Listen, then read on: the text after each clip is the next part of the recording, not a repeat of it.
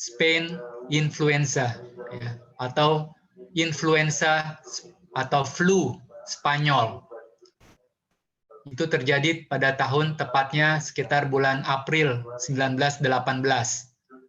Penyakit ini dimulai di daerah Amerika Serikat, kemudian menyebar sampai ke seluruh dunia, sampai ke Afrika, bahkan ke Indonesia. Pada waktu itu namanya Hindia Belanda. Kalau kita baca dalam sejarah, penyakit ini menimbulkan satu keadaan yang sama, pandemik, ya, menyebar luas, parah, dan dampaknya luas.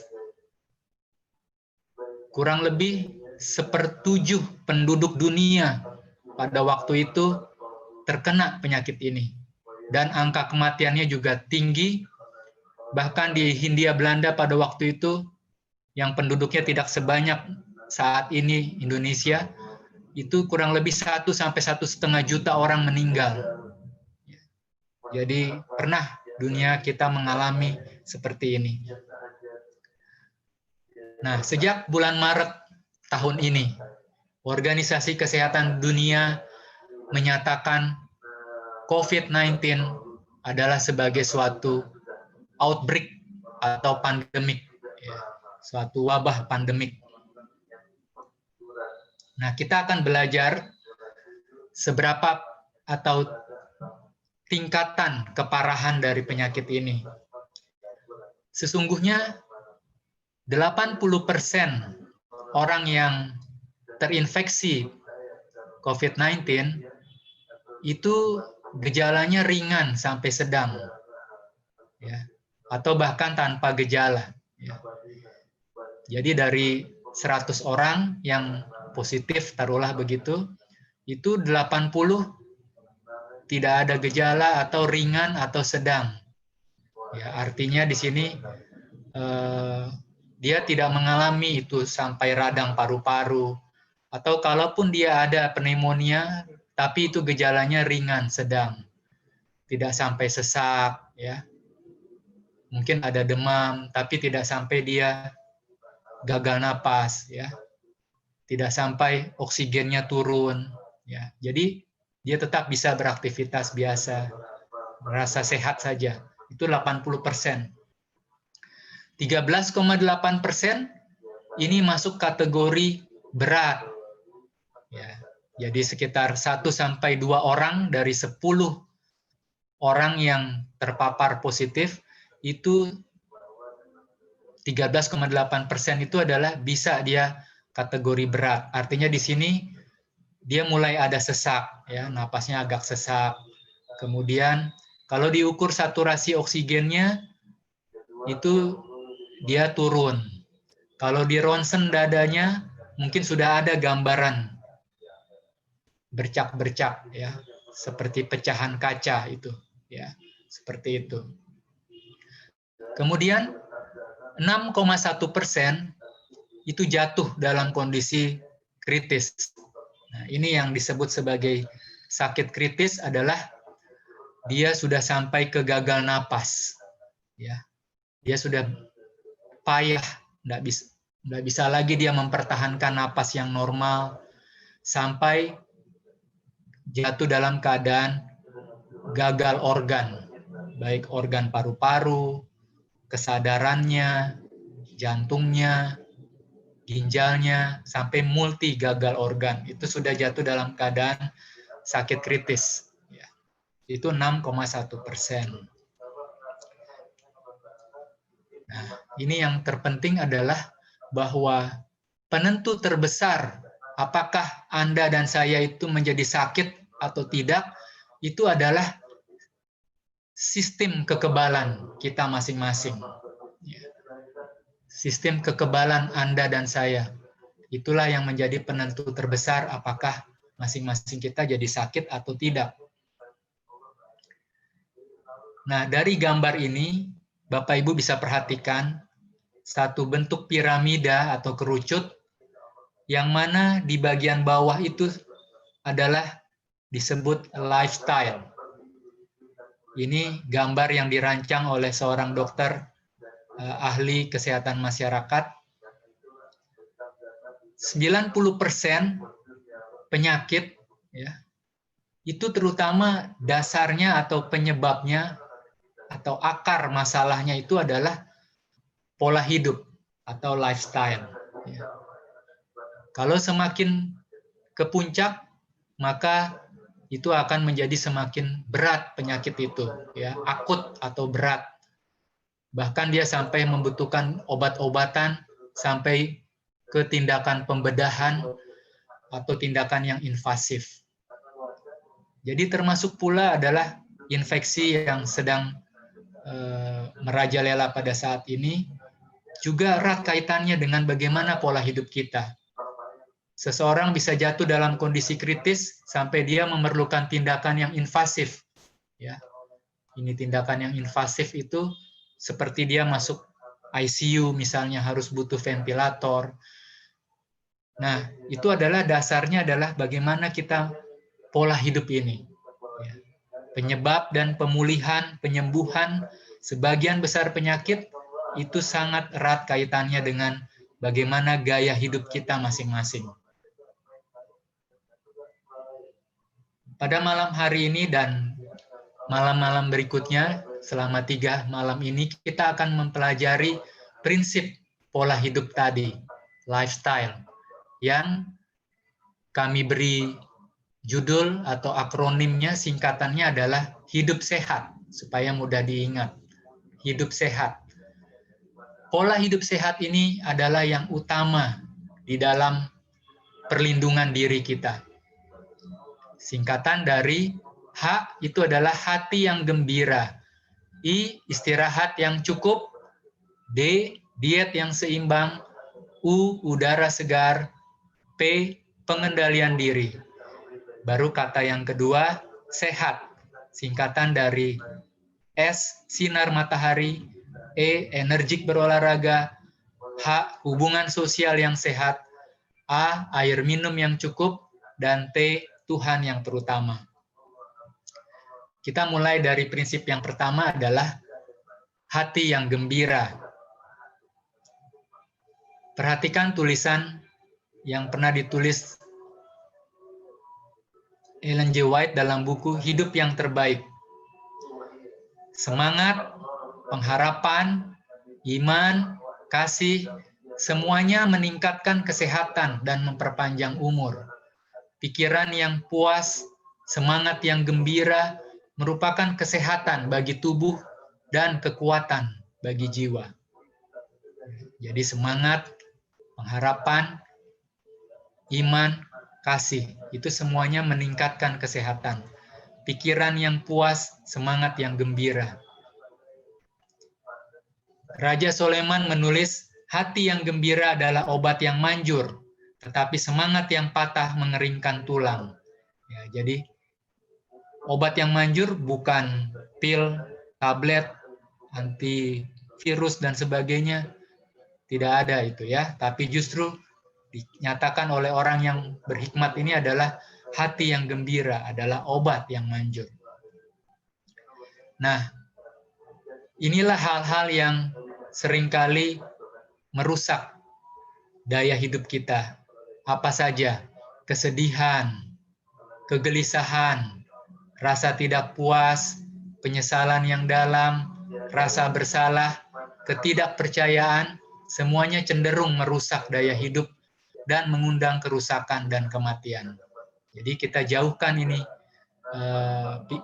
pikiran yang negatif, emosi-emosi yang negatif seperti ini. Penelitian menunjukkan adanya hubungan yang sangat dekat antara pikiran dengan tubuh kita, antara kesejahteraan psikologis dan kesejahteraan fisik kita, ya, termasuk ke kesehatan jantung, ya, yang lebih baik. Dr. Jeffrey Hoffman menyebutkan demikian. Sebenarnya ada bukti ilmiah bahwa orang yang lebih bahagia dan lebih optimis serta memiliki pandangan hidup yang lebih cerah itu cenderung lebih kecil kemungkinannya untuk terkena penyakit jantung. Karena beliau adalah seorang ahli jantung, dia khusus ke penyakit jantung. Tapi ini juga bisa diterapkan kepada banyak penyakit dan semua jenis penyakit yang lain. Bahagia, optimis, dan pandangan hidup yang lebih cerah.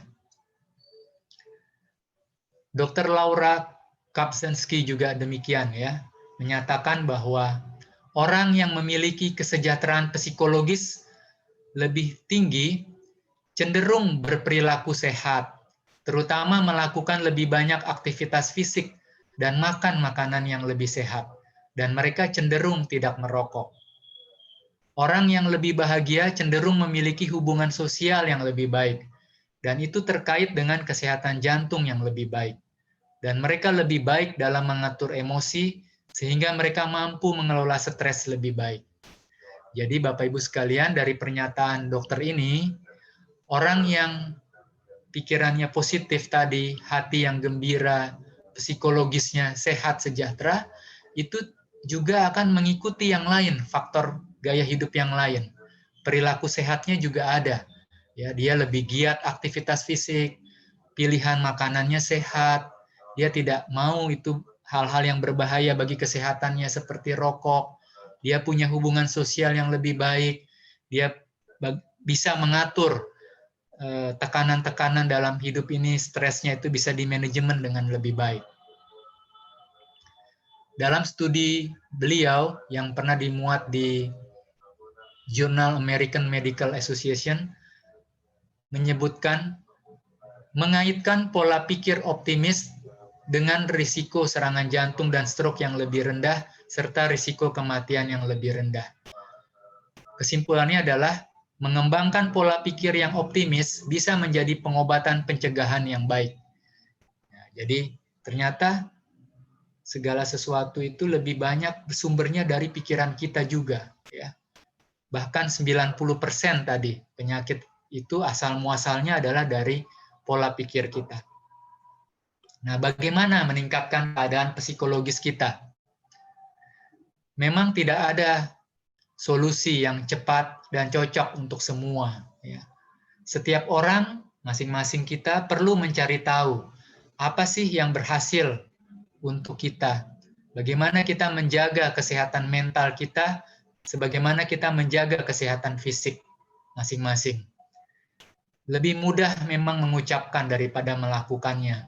Terlebih pada saat ini, kita semua dunia ini sedang fokus pada statistik yang suram seputar pandemi COVID-19 ini. Maka tugas untuk meningkatkan kesehatan mental itu rasanya menjadi lebih sulit.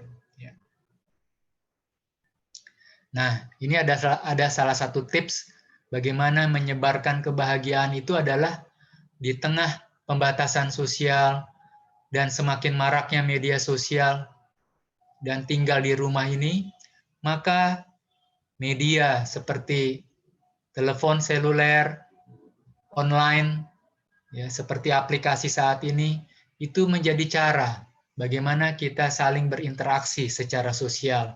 Kita bisa membagikan kebahagiaan, ya, terutama dengan anggota keluarga, ya, teman-teman, tetangga, atau siapa saja yang ada dalam jangkauan, apalagi mereka yang sendirian, kita bisa memberikan hiburan, semangat, dorongan, motivasi, bagikan kebahagiaan kita kepada mereka.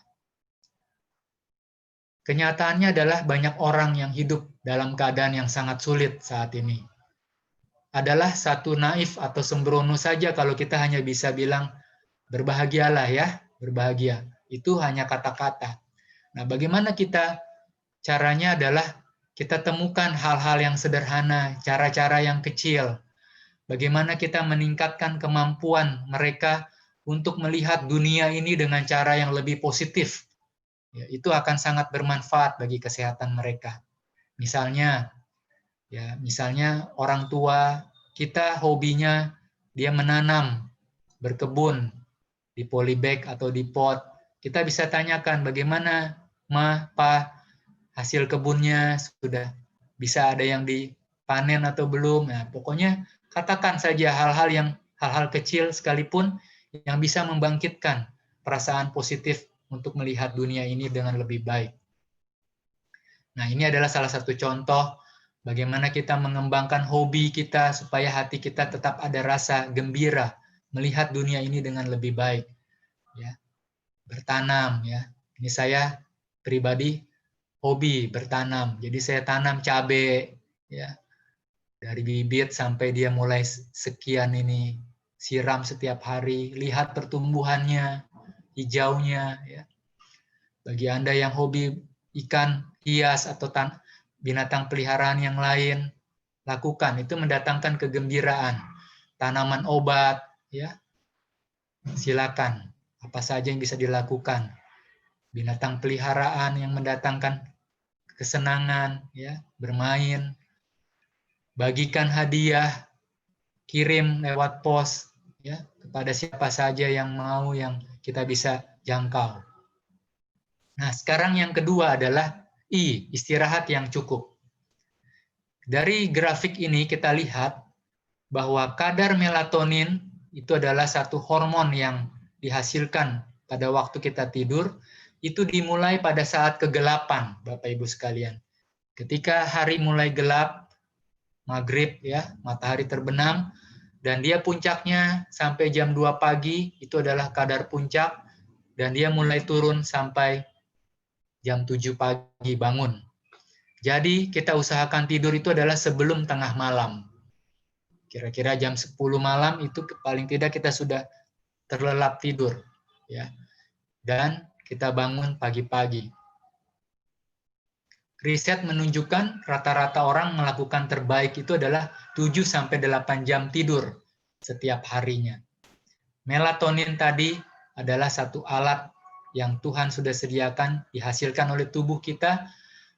Dia berguna untuk menambah imun. Ini yang penting juga. Memperlambat efek penuaan, mencegah tumor, dan melindungi tubuh kita terhadap karsinogen. Nah, bagaimana hubungan pandemik dengan tidur ini? Memang pandemik ini menghasilkan satu perubahan yang belum pernah terjadi dalam hidup kita. Bagi banyak orang, ini menimbulkan kekhawatiran, cemas, stres. Itu adalah hal yang wajar sih, ya. Bagaimana kita khawatir dengan kesehatan kita? Kita terisolasi secara sosial, terpengaruh pekerjaan kita, keuangan, tantangan, bagaimana kita keseimbangan antara pekerjaan dengan kewajiban kita memenuhi kebutuhan keluarga. Nah, peristiwa-peristiwa kehidupan yang penuh tekanan seperti itu, saudara-saudara, memang kemungkinan besar bisa mengganggu tidur, ritme sirkadian kita, irama biologis kita. Pada saat justru tidur yang sehat itu sangat penting untuk mengatasi berbagai krisis ketidakpastian masa depan ini. Nah, saya ingin membagikan kiat-kiat bagaimana kita meningkatkan kualitas tidur kita. Ada 7 kiat. Yang pertama adalah teruslah bergerak, ini aktivitas fisik. Ya. Jadi pepatah mengatakan kalau Anda ingin hidup 100 tahun, teruslah bergerak. Ya, jadi kita harus rajin beraktivitas fisik. Apa saja, stay active at home. Tetap aktif meskipun di rumah. Yang kedua, makanan yang tinggi kandungan melatoninnya ini. Ya, beras, jahe, tomat, pisang, jagung, jali-jali, gandum, itu termasuk makanan yang tinggi kandungan melatoninnya.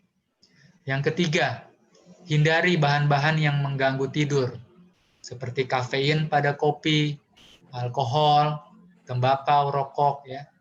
Yang keempat, nah ini, jemur sinar matahari secukupnya. Nah, ini ada kaitan antara kadar vitamin D dengan tidur yang berkualitas. Yang kelima, hindari paparan sinar di malam hari. Karena malam hari sudah mulai gelap, nah, kita biasakan tidur dalam suasana yang gelap, tidak pakai lampu, atau kalaupun ada lampu hanya remang-remang. Ya, jadi kurangilah paparan sinar, termasuk juga dari benda-benda elektronik. Ya. Yang keenam, batasi asupan makan secara umum. Lakukan puasa atau kurangi jumlah makanan terutama pada waktu malam. Yang ketujuh, tenangkan pikiran kita masing-masing menjelang tidur. Caranya dengan berdoa, membaca kitab suci, menyanyikan lagu rohani atau mendengarkan musik rohani. Ini 7 kiat untuk meningkatkan kualitas tidur. Sekarang yang ketiga adalah D, diet yang seimbang. Nah, nutrisi yang baik ini sangat penting. Bukan hanya pada waktu kita saat ini pandemik, tapi sebelum itu pun, bahkan setelah pandemik pun terus kita usahakan nutrisi yang baik. Ini adalah rekomendasi dari Badan Pangan Sedunia, bagaimana mempertahankan pola makan yang sehat. Itulah yang mendukung sistem kekebalan yang kuat. Makanlah berbagai jenis makanan dalam setiap kelompok makanan. Ya. Jadi bervariasi intinya. Ini poin yang pertama. Poin yang kedua, perbanyak konsumsi buah dan sayur-sayuran. Karena di dalam kandungan itulah terdapat vitamin dan mineral serta serat yang kita butuhkan. Yang ketiga, walaupun kita terbatas ya pergi ke pasar atau ke supermarket, ya kita usahakanlah pilih buah sayuran yang segar. Kalaupun tidak, kita bisa pilih juga yang sudah dikeringkan, dibekukan atau dalam kalengan. Diet yang seimbang ini meliputi bahan terutama yang berbasis tumbuh-tumbuhan, sayur, buah, biji-bijian, dikonsumsi secukupnya dan bervariasi setiap hari. Biji-bijian, kacang-kacangan, lemak yang sehat, seperti zaitun, wijen, kacang tanah, dan lain-lain, semua itu mendukung sistem kekebalan kita, membantu mengurangi peradangan. Ini, perhatikanlah asupan lemak, gula, dan garam. Ya, ini secukupnya saja atau sedikit ya dibatasi. Jangan sampai karena kita stres tinggi, wah justru supaya nyaman, kita lebih cenderung makan kudapan atau ngemil yang justru yang berbahaya karena banyak gula, garam, dan lemak. Terus praktekkan kebersihan makanan ya. Memang COVID-19 ini bukan penyakit yang ditularkan lewat makanan ya. Dia adalah terutama lewat udara, ya, virus pernapasan. Belum ada bukti sampai saat ini bahwa penyakit ini menyebar melalui kontak dengan makanan yang dibeli dan yang kita makan. Ini yang terakhir, saya ingin bagikan 5 kunci keamanan pangan yang dianjurkan oleh WHO. Yang pertama, tetap bersih. Poin-poinnya adalah cuci tangan sebelum kita pegang makanan dan sering-sering cuci tangan selama persiapan makanan. Cuci tangan Anda setelah pergi ke toilet, cuci bersihkan semua permukaan peralatan yang digunakan, lindungi area dapur tempat makanan Anda, ya, dan makanannya dari serangga, hama, dan hewan lainnya. Yang kedua, pisahkan mentah dan matang. Ya, daging-daging, unggas, ikan laut, ya, yang mentah itu dipisahkan dari makanan yang lain. Gunakan peralatan perkakas terpisah, ya, pisau dan talenannya, yang mana untuk sayuran dan buah-buahan dengan yang dari daging-dagingan ini. Simpan makanan dalam wadah-wadah supaya terhindar kontaknya antara yang mentah dengan yang sudah dimasak. Yang ketiga, masak sampai matang, ya, sampai mendidih. Terutama daging, unggas, telur, dan seafood bagi yang masih memakannya. Ya, juga di jenis sayur-sayuran sekalipun dididihkan makanan secukupnya ya, sampai 70 derajat Celcius sudah mendidih, itu sudah matang. Dan bagi yang mau dipanaskan kembali, bisa dipanaskan kembali. Simpan makanan pada suhu yang aman. Nah, suhu antara 5-60 derajat itu adalah termasuk yang disukai oleh kuman. Jadi kalau bisa simpan di bawah 5 derajat atau dipanaskan lebih dari 60 derajat. Itu intinya ya. Jangan biarkan makanan yang sudah masak di dalam suhu ruangan lebih dari 2 jam. Didinginkan di kulkas ya, di bawah 5 derajat. Jaga tetap panas. Meskipun dalam kulkas jangan simpan terlalu lama ya. Dan jangan mencairkan makanan yang sudah beku itu pada suhu ruangan. Jadi cairkan saja di air misalnya ya, bukan didiamkan begitu saja. Gunakan air dan bahan baku yang aman. Ya, jadi gunakanlah air yang bersih, aman, pilih makanan segar yang sehat, cuci buah-buahan sayur-sayuran, terutama kalau dimakan mentah, dan untuk mengurangi risiko, mencuci dan mengupas bahan-bahan tersebut. Nah, itu yang bisa saya bagikan Bapak Ibu sekalian. Besok malam, saya akan membagikan pola hidup sehat yang selanjutnya adalah U, udara segar, P, pengendalian diri, dan S, sinar matahari. Khususnya adalah mengenai udara segar ini, saya akan mengajarkan bagaimana bernapas yang benar untuk menambah oksigen dalam tubuh kita. Bagaimana sih teknik latihan pernapasan dalam untuk menambah oksigenasi di dalam tubuh kita yang penting untuk kesehatan kita secara keseluruhan. Ini saja yang bisa saya bagikan. Terima kasih atas perhatiannya. Tuhan memberkati kita semua. Saya kembalikan kepada pembawa acara. Baik, terima kasih dokter untuk suatu pelajaran kesehatan yang sangat baik sekali. Kita bisa, tadi banyak ya kita dapat ya, 5 keamanan pangan, kita dapat tips untuk tidur, kita dapatkan, nah kita bisa praktekkan juga kalau dalam kehidupan kita sehari-hari. Nah, besok saya dapat bocoran ini dari dokter. Besok kita akan belajar bagaimana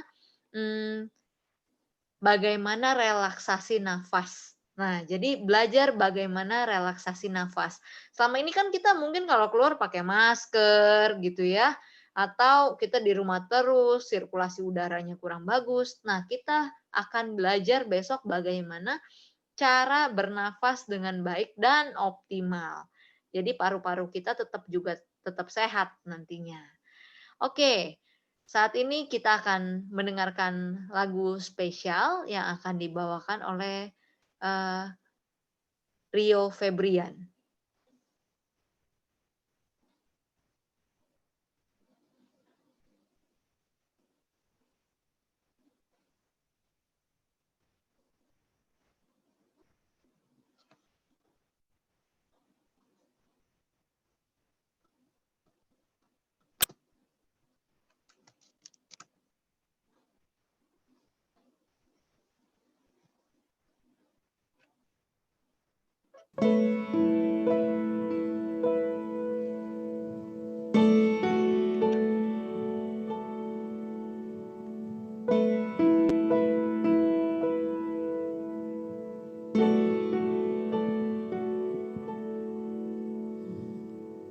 God will make a way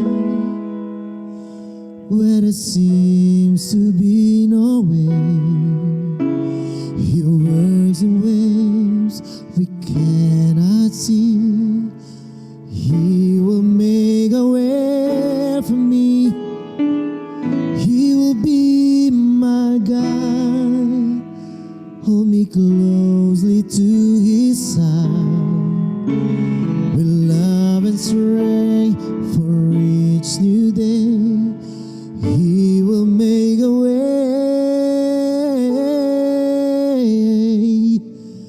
He will make a way.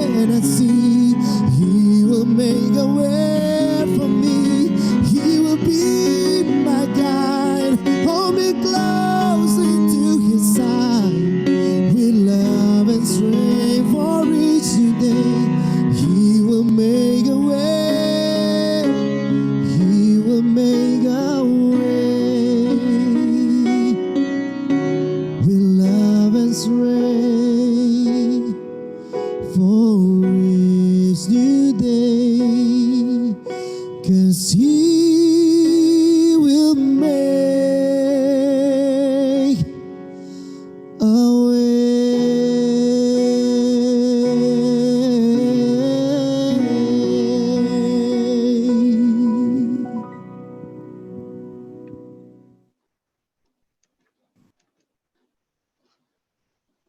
Percayakah saudara kalau Tuhan akan membuat suatu jalan? Percayakah saudara bahwa ada kuasa di dalam firman-Nya? Kita akan nyanyikan lagu tema kita, lagu tema kuasa dalam darah-Nya.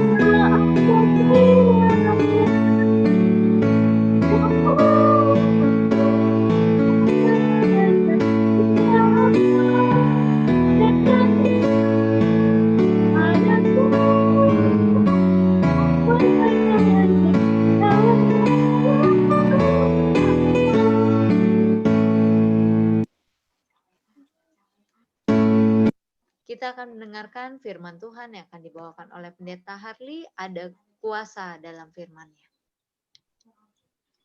Baik, Shalom. Selamat malam Bapak Ibu yang diberkati oleh Tuhan. Tentu pada malam hari ini kita patut bersyukur dan berterima kasih oleh karena kemurahan kasih Tuhan yang begitu besar dalam kehidupan kita, sehingga kita boleh bertemu sekalipun lewat ibadah Zoom pada malam hari ini. Saudara-saudaraku yang dikasihi Yesus Kristus, tentu kita sangat mengharapkan kuasa yang dari Tuhan itu mengalir dalam kehidupan kita sebagai umat-Nya. Tentu kita merindukan ada pertolongan dari Tuhan dalam kehidupan kita, terlebih di tengah situasi yang sulit saat ini. Saudara-saudaraku, ini adalah harapan kita sebagai umat manusia. Dan sebelumnya, saudara-saudaraku, kita akan tunduk kepala, kita bersatu di dalam doa. Kita berdoa. Kami puji dan muliakan nama-Mu Tuhan. Kami rindu urapan kuasa surga boleh menjadi bahagian kehidupan kami. Tak kala kami Tuhan akan menyelidiki firman-Mu, bantu kami untuk mengerti, memahami akan firman-Mu itu dengan baik, sehingga firman ini boleh menjadi kekuatan berkuasa dalam kehidupan kami, mengubah hidup kami untuk lebih setia dan lebih dekat kepadamu. Inilah doa dan permohonan kami, dalam nama Yesus kami berdoa. Amin. Baik, Bapak Ibu yang diberkati oleh Tuhan, tentu oleh karena COVID sehingga kita boleh berhimpun dari berbagai macam tempat ini. Ada yang dari Sumatera, ada yang dari tempat lain. Kita boleh berhimpun pada malam hari ini. Tentu inilah berkat di balik COVID tersebut. Dan walaupun kita tidak mengharapkan ini berlanjut untuk seterusnya, sebagaimana kerinduan tadi dari beberapa umat-umat Tuhan, kalau boleh segera berlalu COVID ini dan kita boleh berhimpun dalam ibadah di gereja. Pada malam hari ini saya ingin menyampaikan kepada saudara dan saya bahwa ada kuasa. Khususnya selama 3 malam pada malam hari ini, kita akan mempelajari bahwa Tuhan lebih berkuasa dari segala sesuatu yang ada di dalam semesta ini. Pernahkah saudara berpikir bahwa ada suatu kuasa melebihi segala sesuatu kuasa yang ada di alam semesta ini? Dan kuasa itu adalah dari Allah. Dan bagaimana Tuhan Allah berkuasa menyatakan akan hal itu, agar kuasa ini boleh mengalir dalam kehidupan kita. Dan pada malam hari ini kita akan mempelajari satu firman Tuhan, bahwa pada mulanya adalah firman, dan firman itu bersama-sama dengan Allah, dan firman itu adalah Allah. Saudara-saudaraku yang dikasihi Yesus Kristus, Allah melalui firman-Nya, Dia menciptakan alam semesta ini. Allah melalui firman-Nya, Dia berkuasa menjadikan alam semesta ini. Tentu bukan dari satu bahan material yang sudah tersedia. Sama seperti saudara, bila mana saudara hendak membangun rumah, saudara sudah ada material yang harus kita siapkan. Allah menjadikan alam semesta ini, tidak ada orang yang menyiapkan material untuk pembangunan alam semesta ini. Allah hanya berfirman, dan melalui firman-Nya itu Dia menciptakan alam semesta ini. Sebagaimana terdapat dalam penjelasan di dalam buku Kejadian pasal yang pertama dan ayat yang kedua. Pada mulanya Allah menciptakan langit dan bumi. Bumi belum berbentuk dan kosong dan gelap gulita menutupi samudra raya. Ayat yang ketiga itu menceritakan kepada kita, lalu semuanya terjadi. Saudara-saudaraku, alam semesta ini dijadikan oleh Tuhan Allah oleh karena Dia berfirman, dan Dia juga menjadikan kita manusia dari debu tanah. Manusia adalah ciptaan yang unik dari ciptaan-ciptaan yang lain. Kalau seandainya nenek moyang kita yang pertama itu tidak memberontak terhadap Tuhan Allah, kalau seandainya nenek moyang kita yang pertama itu tidak berdosa, maka kita akan selalu bersama-sama dengan firman itu, yaitu Allah sendiri. Dia akan bersama-sama dengan kita. Tetapi oleh karena nenek moyang kita yang pertama itu telah jatuh ke dalam dosa, mengakibatkan kita terpisah dari Tuhan Allah, mengakibatkan hubungan kita tidak bisa berkomunikasi dengan Tuhan Allah. Namun, karena kasih Allah yang begitu besar bagi kita sebagai umat manusia, Dia harus menjelma menjadi manusia, datang ke dunia ini, hadir di tengah-tengah kita, dan bersama dengan kita. Dan saudara-saudaraku, itu sebabnya firman itu juga diberikan kepada kita. Di dalam Roma 1 ayat yang ke-16.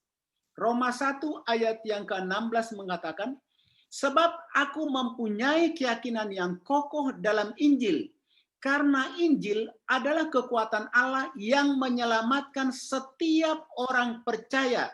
Pertama-tama orang Yahudi, tetapi juga orang Yunani. Dalam ayat ini diceritakan kepada kita bahwa Injil adalah kekuatan Allah yang menyelamatkan semua orang, bukan hanya orang Yahudi dan orang Yunani, tetapi semua lapisan masyarakat yang percaya kepada Tuhan. Artinya, segala bangsa, segala suku, segala bahasa, kaum yang mau menerima dan percaya kepada firman Tuhan ini, ada jaminan keselamatan bagi dia. Saudara-saudaraku yang dikasihi Yesus Kristus, ada kuasa dalam firman Allah. Bila mana kita menerimanya, bila mana kita mempercayai firman ini, bahwa firman ini sanggup mengubah hidup kita untuk lebih baik. Firman ini sanggup mengubah hidup kita untuk lebih benar di hadapan Tuhan Allah, sesuai dengan apa yang dikehendaki oleh Allah. Dengan firman ini, kita akan dikuatkan melawan segala tipu daya iblis. Dengan firman ini, kita disanggupkan melewati berbagai pergumulan kehidupan kita, termasuk COVID-19 ini.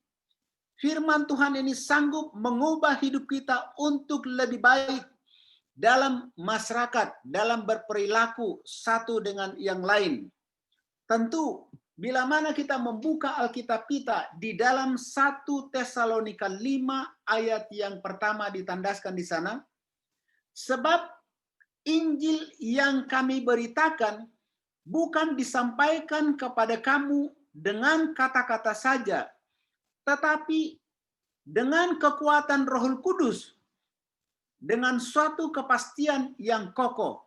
Saudara-saudaraku, bahwa disebutkan bahwa Injil yang disampaikan ini kepada kita adalah dengan kekuatan Roh Kudus, ya.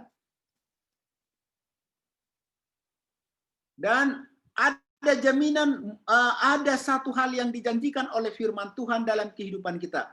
Ada kuasa dalam firman Allah, ada kekuatan yang menyelamatkan setiap orang yang percaya kepada Tuhan Allah. Saudara-saudaraku yang dikasihi Yesus Kristus, firman ini ada kekuatan untuk menyelamatkan umat-umat Tuhan yang terbuka hatinya menerima Yesus sebagai Tuhan dan Juru Selamat pribadinya. Bila mana kita membaca di dalam buku Kisah Para Rasul 17 ayat yang ke-11. Di sana kita akan melihat satu orang-orang Yahudi di kota itu lebih baik hatinya daripada orang-orang Yahudi di Tesalonika. Karena mereka menerima firman Tuhan itu dengan segala kerelaan hati. Dan setiap hari mereka menyelidiki kitab suci untuk mengetahui apakah semuanya itu benar. Saudara-saudaraku, kehidupan jemaat yang mula-mula itu menunjukkan kepada kita bahwa firman Tuhan ini berkuasa mengubah kehidupan kita untuk lebih baik. Dan itu terbukti. Disebutkan di sana bahwa orang-orang Yahudi di Tesalonika lebih baik. Kenapa saudara-saudaraku? Karena mereka itu menerima firman Tuhan itu dengan kerelaan hati setiap hari. Saudara-saudaraku yang dikasihi Yesus Kristus, kehidupan umat-umat Tuhan diubahkan menjadi lebih baik. Baik perangainya, perilakunya, dan lain sebagainya itu. Bila mana mereka mau menerima firman Tuhan ini. Karena firman Tuhan ini berkuasa mengubahkan kehidupan kita. Dan tentu saudara-saudaraku, kita yang hadir pada malam hari ini, rindu bahwa kehidupan kita akan diubahkan kepada satu kehidupan yang lebih baik. Amin, saudara-saudaraku? Amin.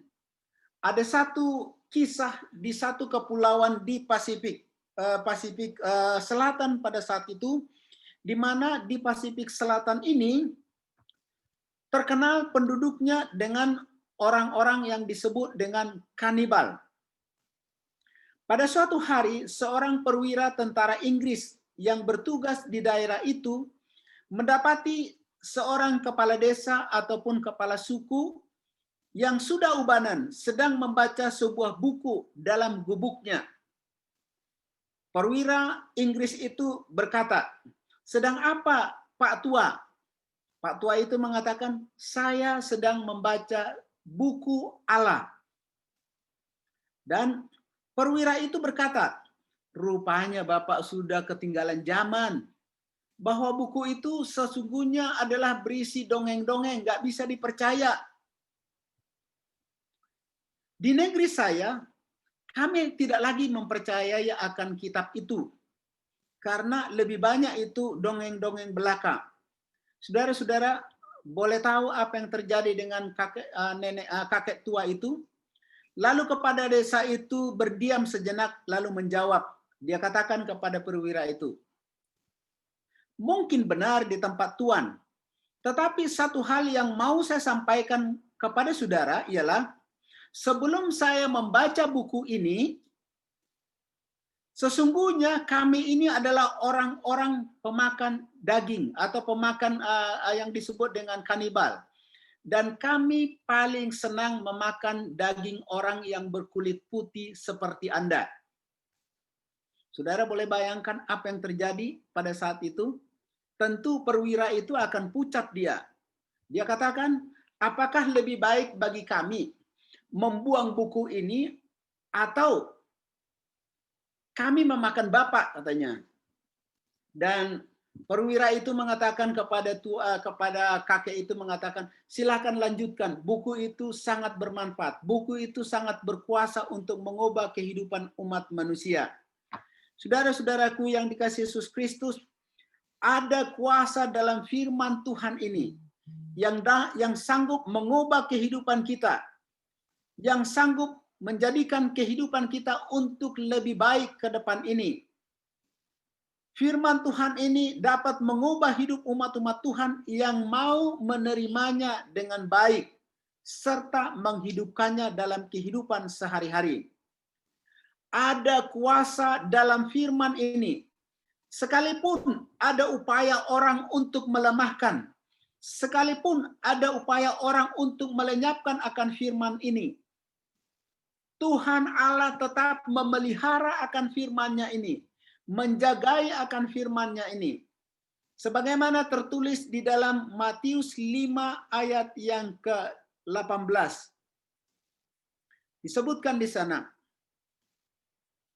sesungguhnya selama belum lenyap langit dan bumi, satu iota atau satu titik pun tidak akan ditiadakan dari hukum Taurat sebelum semuanya terjadi.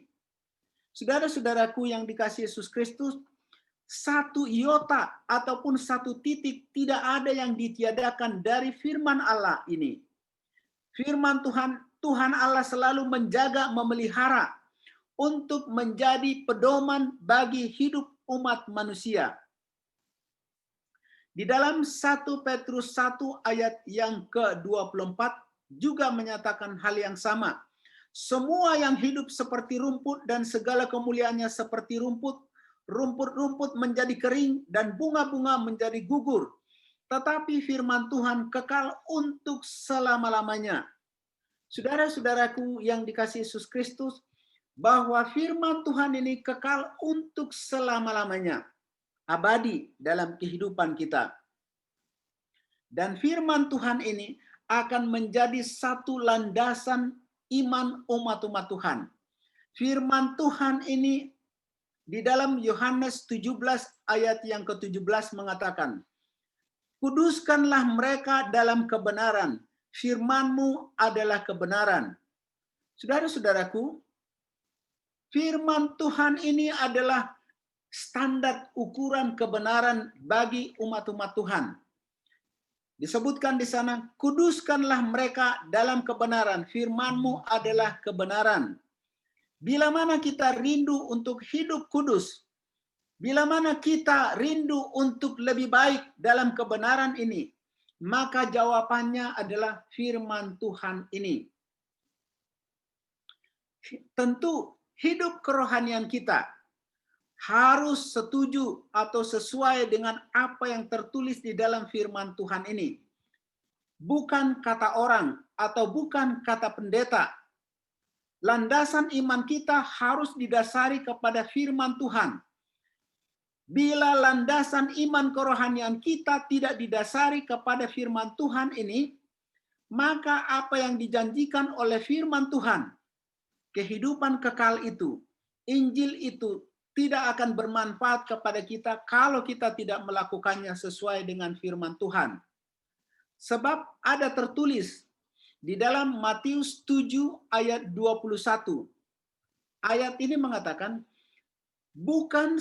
bukan setiap orang yang berseru-seru kepadaku, Tuhan, Tuhan, akan masuk ke dalam kerajaan surga, melainkan dia yang melakukan kehendak Bapa-Ku yang di surga. Saudara-saudaraku yang dikasihi Yesus Kristus, jadi firman Tuhan ini mengatakan, sekalipun kita berseru kepada Tuhan, tetapi kita tidak melakukan apa yang Tuhan kehendaki sesuai dengan firman-Nya, maka disebutkan, percuma saudara berseru kepada Tuhan. Ya, hanya mereka yang berseru kepada Tuhan dan melakukan apa yang Tuhan kehendaki, mereka itulah yang akan menjadi pewaris dalam kerajaan surga. Ada kuasa dalam firman Tuhan ini. Karena firman Tuhan ini adalah sebagai penuntun kepada keselamatan. Di dalam 2 Timotius 3 ayat yang ke-15 dan 16 bunyinya demikian. Ingatlah juga bahwa dari kecil engkau sudah mengenal kitab suci, ya, yang dapat memberi hikmat kepadamu dan menuntun engkau kepada keselamatan oleh iman kepada Yesus Kristus. Saudara-saudaraku, ayat ini mengatakan bahwa firman Tuhan ini memberi hikmat dan menuntun kepada keselamatan oleh iman kepada Yesus Kristus. Tentu Alkitab ini tidak bisa menyelamatkan, tetapi ini adalah sebagai penuntun yang Tuhan berikan sebagai sarana kepada kita, yang dapat menolong kehidupan kita. Ayat yang ke-16. Segala tulisan yang diilhamkan Allah memang bermanfaat untuk mengajar, untuk menyatakan kesalahan, untuk memperbaiki kelakuan, dan untuk mendidik orang dalam kebenaran. Saudara-saudaraku, kehidupan kita apakah sudah benar? Apakah sudah sesuai dengan firman Tuhan? Kita harus baca kembali akan firman Tuhan ini. Di dalam firman Tuhan ini ada panduan yang tersedia, yang berkuasa untuk menjadikan kehidupan kita lebih baik. Dan tentu, saudara-saudaraku, ada berkat-berkat yang lain juga yang Tuhan janjikan dalam kehidupan kita di dalam buku Wahyu. Wahyu pasal 1 ayat 3. Berbahagialah ia yang membacakan dan mereka yang mendengarkan kata-kata nubuat ini dan yang menuruti apa yang tertulis di dalamnya. Satu janji yang pasti akan kita miliki dalam kehidupan kita. Kehidupan kita ini akan diubahkan. Kuasa firman Tuhan itu akan mengalir dalam kehidupan kita. Ada kebahagiaan, ada sukacita bila mana kita belajar akan firman Tuhan ini dalam kehidupan kita. Dan tentu saudara-saudaraku, saya yakin dan percaya bahwa masing-masing kita merindukan satu kehidupan yang lebih baik. Pedoman akan firman Tuhan yang dapat menolong kehidupan kita untuk lebih baik dalam menjalani hari-hari kehidupan kita. Tentu bukan hanya kehidupan yang lebih baik, tetapi satu kehidupan yang berkenan kepada Tuhan Allah, yang setuju dengan apa yang Tuhan kehendaki dalam kehidupan kita sebagai umat-umat Tuhan. Saudara-saudaraku yang dikasihi Yesus Kristus, sebagai kesimpulannya kepada kita, bahwa firman Tuhan ini berkuasa mengubah kehidupan kita untuk lebih baik. Bahwa firman Tuhan ini dapat mengubah umat-umat Tuhan dari seorang kanibal, pemakan manusia, pelaku kejahatan, menjadi orang yang setia, orang yang baik, yang penuh kasih. Dan dari seorang penjahat sekalipun, ada satu kisah yang terlewat tadi yang saya sampaikan, ada seorang pendeta yang bernama Jefferson dari Texas. Pendeta ini sebelumnya adalah dia kepala gangster, dan dia telah melakukan banyak kejahatan, dan sudah segala jenis kejahatan telah dilakukan.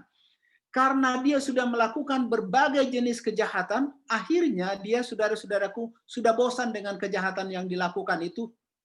Dia belajar firman Tuhan, dan akhirnya dia diubahkan, dia menjadi seorang pendeta. Firman Tuhan ini dapat mengubah kehidupan seorang gangster yang paling kejam sekalipun, bila mana dia mau menerimanya. Dan firman Tuhan ini dapat mengubahkan kehidupan jemaat yang mula-mula itu untuk lebih baik dalam perilaku mereka, tindak tanduk mereka. Saudara-saudaraku yang dikasihi Yesus Kristus, firman yang sama yang dahulu dan sekarang ini adalah firman yang memberikan kekuatan yang sama bagi saudara-saudara kita. Kekuatan yang sama itu juga akan diberikan. Firman ini akan berkuasa mengubah kehidupan saudara untuk lebih baik. Kiranya kita boleh menerima firman ini dengan baik, dengan hati yang terbuka, dan menuruti apa yang tertulis di dalamnya. Karena Injil adalah kekuatan Allah yang menyelamatkan umat-umatnya. Kiranya pekabaran ini menjadi bahagian kita, adalah doa dan pengharapan kita. Saya bawa dalam nama Tuhan. Amin.